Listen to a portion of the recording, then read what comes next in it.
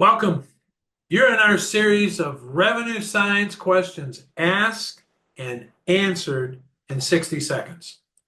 This particular part of the series, the questions are coming from our book, Smart Rev, which hopefully you have a copy of and you're following along.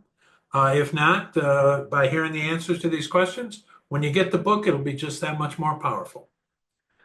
Today, the question is, and we're in chapter 7, and the question today in chapter 7 is, what's a myth and why do I care in relation to revenue science? A myth is partially true evidence. And you care because when you're making decisions on partial truths, that means they're really close to being random. In some cases, they're worse than random because you have a belief that because part of that's true, that the whole thing's true. And you're going to bet sometimes your business on whether that's the right outcome. Let me give you some examples. Some people think sales and revenue are the same things. They're not. Some people believe that the buyer knows what they want.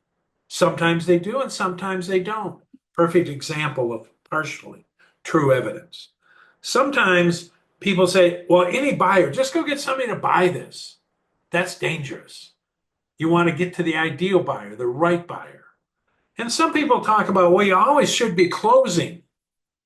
If you're really good at doing revenue generation, you don't have to close. You're helping buyers buy.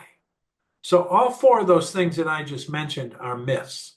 They're partially true. And it's only when you understand when they're really true that you can optimize your team and maximize your profits.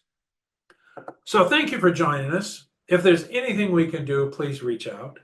We're really good at helping certify chief revenue officers or certifying your team so they make smart rev decisions. If you want help building a revenue strategy or understanding how complete or incomplete the strategy you have is, reach out. We'll be glad to help. And no matter what, I look forward to seeing you here next week. And have a great week and talk to you soon.